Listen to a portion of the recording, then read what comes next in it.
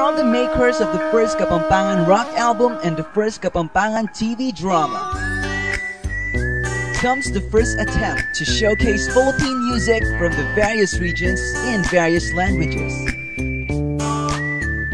celebrating our linguistic and cultural diversity through music. May it be in Binisaya or Bicolano,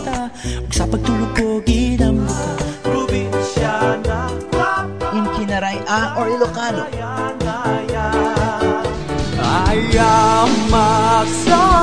in Chavacano or Maranao,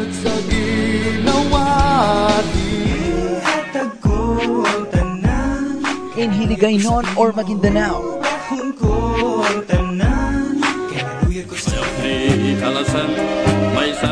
in Igorot or Ivatan,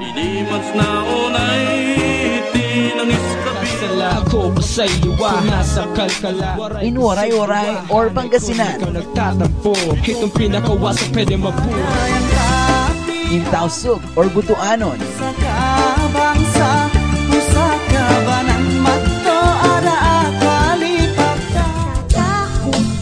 in Kapampangan or Cuyunon. This is Philippine music without borders. Archipelago music. Kaulan dakat panuman, era nakatabili. Oh.